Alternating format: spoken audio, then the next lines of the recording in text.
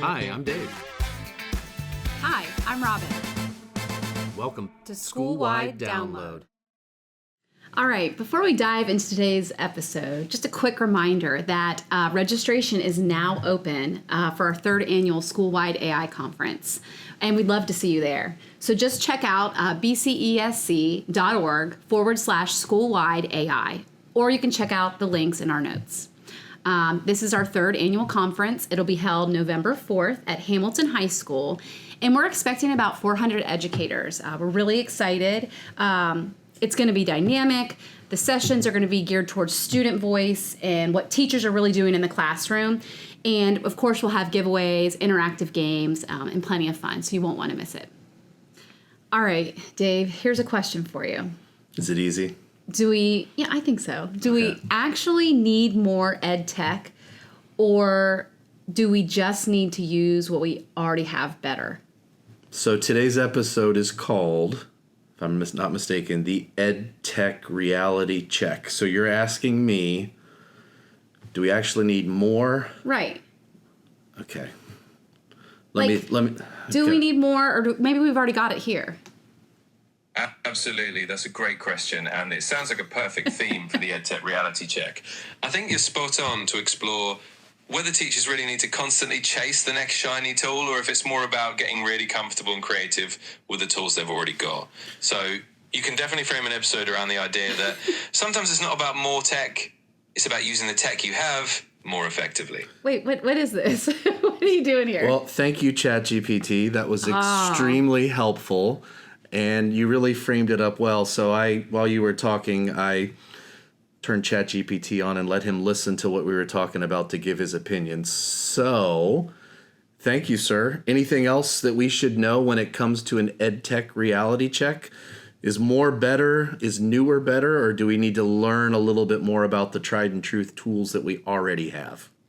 Absolutely, and I'm glad I could jump in. It's always fun to join the conversation. So for the EdTech Reality Check, I'd say the big takeaway is balance. You definitely don't always need the newest, shiniest tool if what you've got is working well. Sometimes mastering those tried and true tools can actually give you more bang for your buck, and it helps teachers feel more confident rather than overwhelmed. But on the flip side, it's good to keep an eye on new tech that genuinely solves a problem or fills a gap you have. So it's not just about newer is better, it's about what actually fits your classroom needs. So a bit of both. What's your favorite tech tool right now? Ooh, that's a fun one. I'd say right now I'm a big fan of tools that do a bit of everything, kind of like Swiss Army knives of EdTech. Something like Notion is pretty high on my list. It's not strictly just for education, but it's so flexible that you can organize lesson plans, track projects, or even collaborate with students and staff all in one place. So I kind of love those all-in-one solutions that just make life a bit easier. And that was called Notion? Exactly, yeah. The tool I mentioned earlier is called Notion. It's a really handy all-in-one tool a lot of educators use to organize lesson plans, projects, collaborations, you name it. So it's one of those tools where once you get the hang of it, it can cover a lot of bases, and you don't necessarily need the newest shiny thing. So, first, thank you very much for joining the conversation Yeah, you today. don't even need me anymore. You were very, very helpful. Just out of curiosity, I'm impressed with your Australian accent. What part of Australia do you currently reside in? I'm glad you like the accent. I can definitely throw on a bit of a Perth vibe whenever you like. But I'm actually just a digital presence.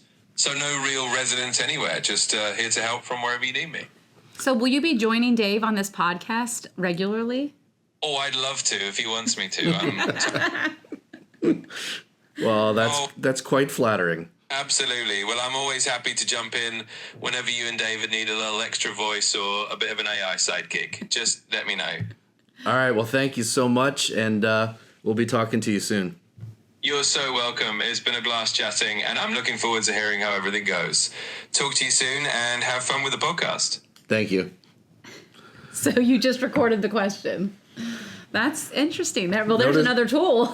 Notice how it's always good to, just always be polite to the technology. I agree. Always be polite. All right. So in this episode, we are going to be hitting pause on all the hype and getting real. What's working in classrooms right now and what's just noise.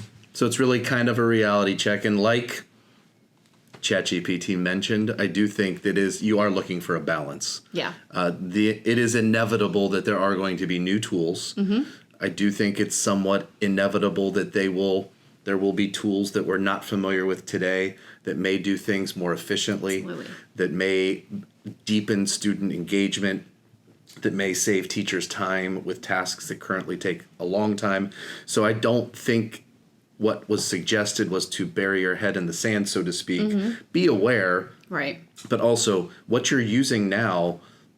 I mean, granted, with my phone, what percentage of the functionality of my phone do I know how to use? I'm going to say it's probably less than 10%. Yeah. Because they can do so much. So I think when it comes to classroom technology, the tools that you're currently using probably do more than you even realize. So learn to get the max that you can out of them, while also not necessarily closing your options off if there is something new. But to come into a classroom with 16 new tools this year, might not be a little overwhelming. Yeah, might not be ideal. Just like we say, start slow and get really good at one or two tools. Yeah, exactly. All right. So, I mean, just as we're saying, it's this time of the year. New teachers are coming into classrooms. You're getting flooded with 1 million emails, 1 million to-do lists, new logins, new usernames, new passwords. If you're a kindergarten teacher, it's a nightmare. I have a few friends who have made that comment to me already, that passwords and kindergartners do not go well together because they don't even know their letters. And so, and then you're getting these other emails of like, try this new app, try this new AI tool. And I'm guilty of sharing those tools. I mean, I share them all the time with my teachers. Well, it's exciting when you hear about what the potential is. It's exciting and you don't want to discourage that. Right. But it can be overwhelming. There's a lot going on.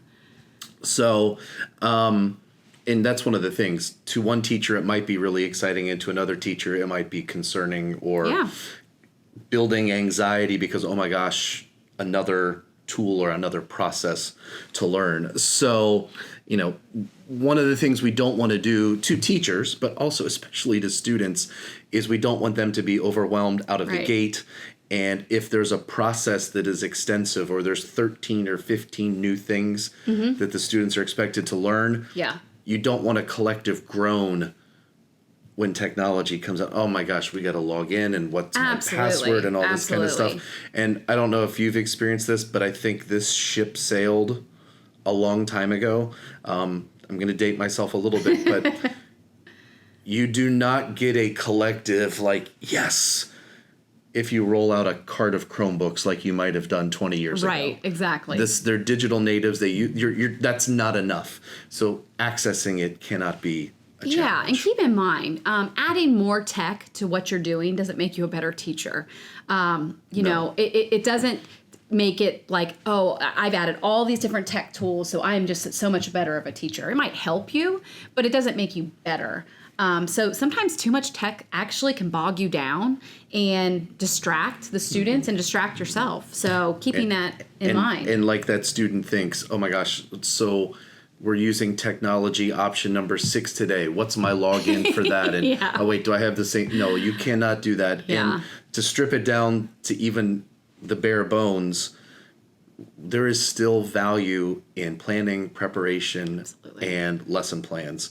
So if you take a very poorly designed lesson that is lacking a shiny technology tool, it doesn't fix that. Right. Now, a well-designed lesson, it enhances, it magnifies, maybe it deepens engagement.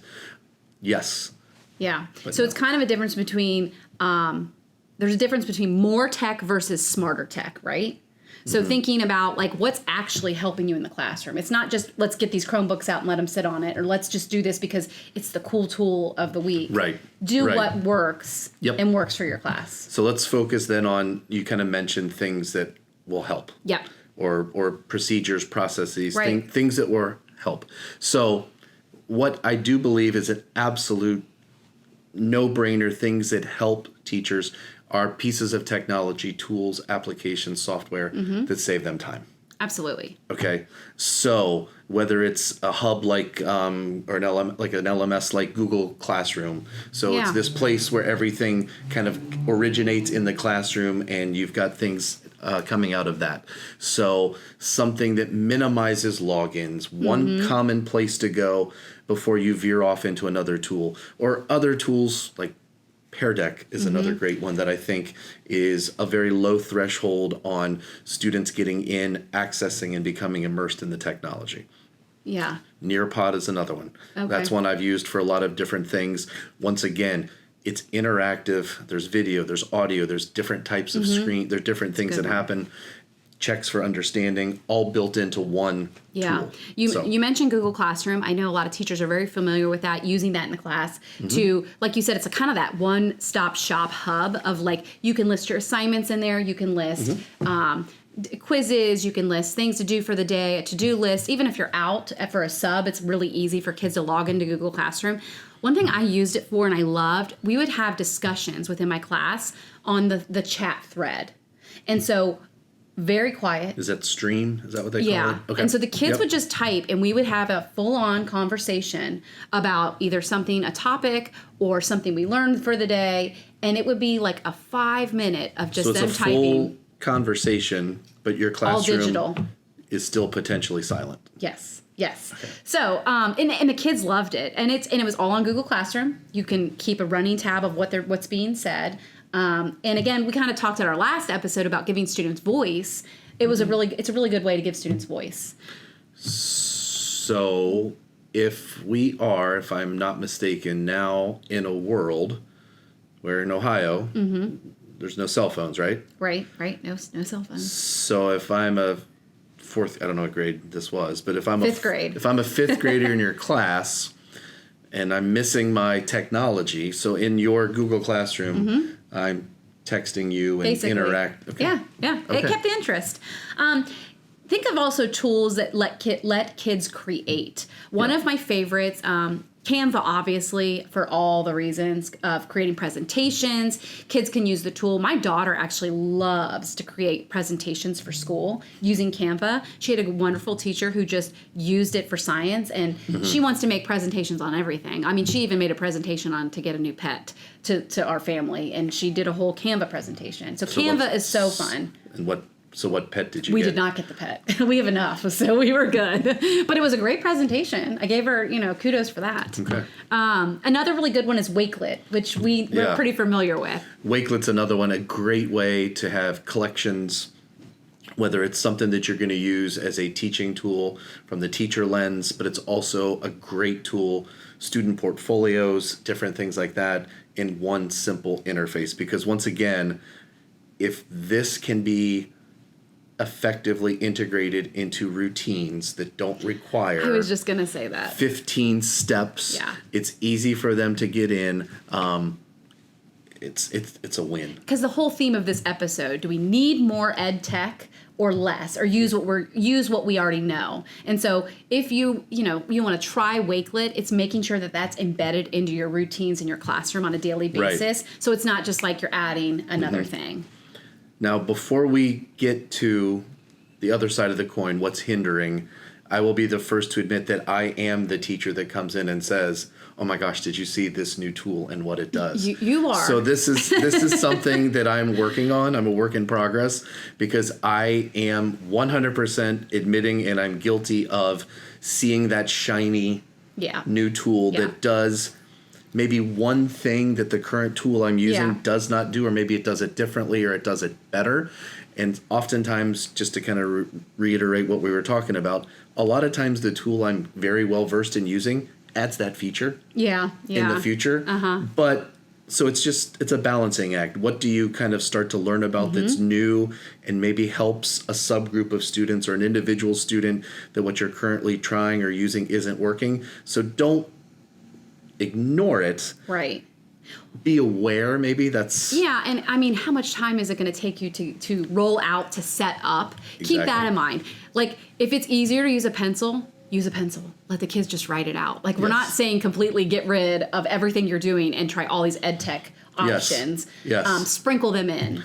I mean, to bring up, like, one of the tech frameworks is the SAMR model. So if you just spent 5 hours putting up a class roster and setting up logins, and the student is doing something digitally that they could have just done on pencil and paper, is that really You have a lot to do. You don't have time to invest hours and hours and hours of something that's just substituting, like you said, pencil and paper for a digital. But there are things, and we'll talk about some of these applications in later episodes. There are some things that are on that far end of the sandwich. They redefine what the technology absolutely. can do. So. I mean, I'm even thinking, I think, especially as tech came out, when I was in the classroom, and not to again date myself, but Google Classroom was like a new thing, and I wanted everything on there. I mean, I spent hours creating documents to upload, exit tickets, entrance tickets, when really all I needed was a quick assessment, a small sheet of paper and pencil, and turn it in. I did not need to spend hours creating that. I could have just done what I've always done.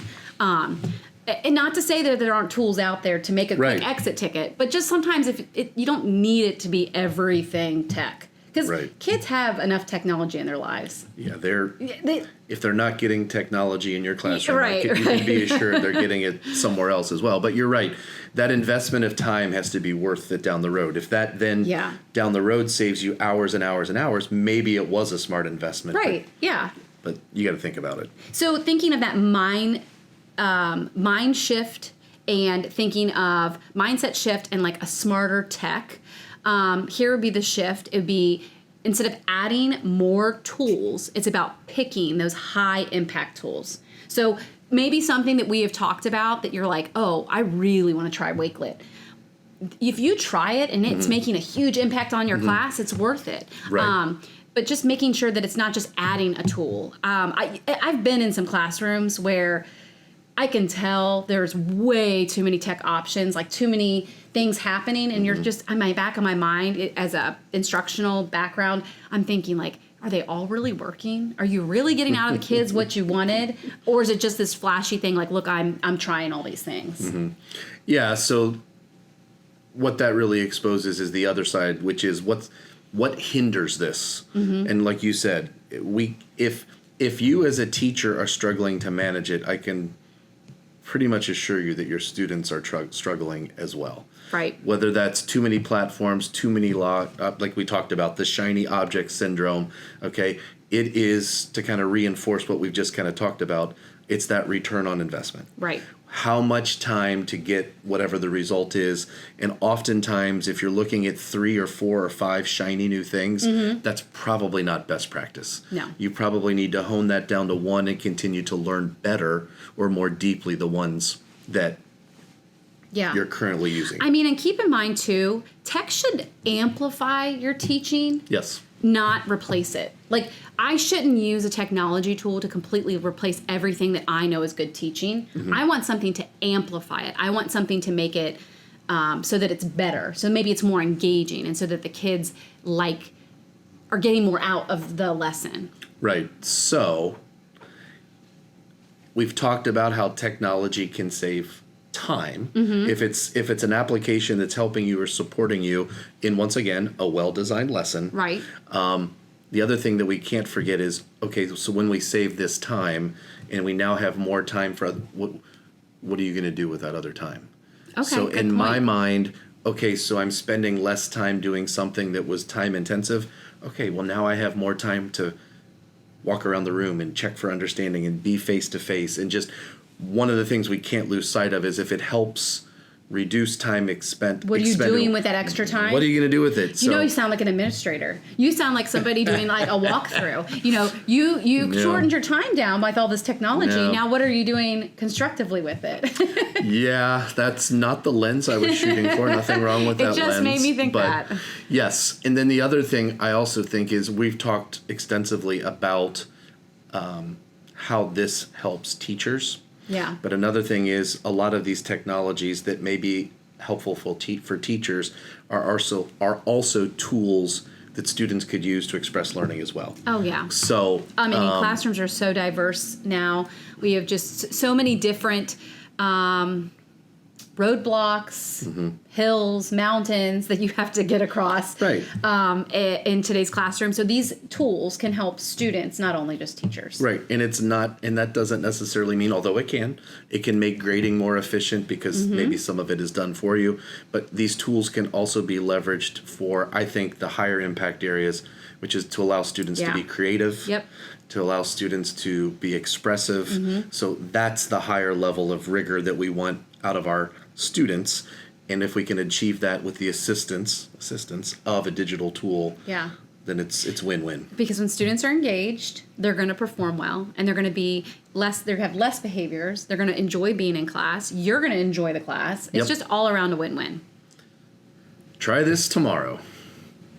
So, here's a quick idea in this section that you can try tomorrow, and to really kind of get a sense of what's really actually working or happening, and in this case, specifically, helping in your classroom. Yeah. So, what can we try? I mean, just ask students a short reflection. Like, which part of today's lesson helped you the most? Which ed tech piece that you've incorporated did you like the best? Just ask them. And so they'll tell you. So we have technology that can record video. We can have technology that can record audio. We have technology that can obviously take over a podcast. So I think a good strategy would be, when it comes to this, let them respond. When I say them, let the students respond in a way that feels best to them. So if they want to do it using their voice, let them use their voice, literally their voice. Yeah. If they want to shoot a video, let them record or shoot a video. If they want to do this text, I mean, would there be any reason they can't do pencil and paper? No. If they want to. Absolutely. Okay. There's no reason why not. Not an artist. Some kids can communicate comprehension and meaning way better than I ever could with drawing. Right. So why not? Right. Keep it simple. Keep it small. It doesn't need to be grand. And just get their feedback. Ask them. Right. And if you're going to use some of those other ways of communicating that or allowing them to express it, that's when the Looms come in. Yes. The Screencastifies, a Padlet, a Google Form, some of the things that we mentioned. And by no means is that all that's available. Right. There's a lot more options. So here's the big takeaway. It's not about having more tools. It's just about having the right ones. The right ones for your students. Like we said, what is working for them? So this will be your reminder to pause, reflect, and simplify. And all right. In a profession where we're frequently at times overwhelmed, pausing and reflecting, that's good medicine. So absolutely, it is. Absolutely do that. All right, what do we have next week? Next week, all right. So next week we're going to talk about something that is I'm going to call it the hidden underbelly of technology. The inherent risk that we always take is that we have this spectacular lesson plan ready to go that's based on technology, and it breaks. I mean, that's the worst feeling in the world. It always happened to me. I felt like during an observation, I tried to incorporate a cool tool, and it didn't work. And I'd be like, oh, that's technology for you. So what do you do when it breaks? It's going to happen. It is. It is going to happen. Yeah. So when EdTech breaks will be our next episode. Yeah. All right. All right. Join us next time. Thank you. Thanks for joining us for another episode of Schoolwide Download. Don't forget to like, share, and subscribe wherever you get your podcasts. We'll see you next time.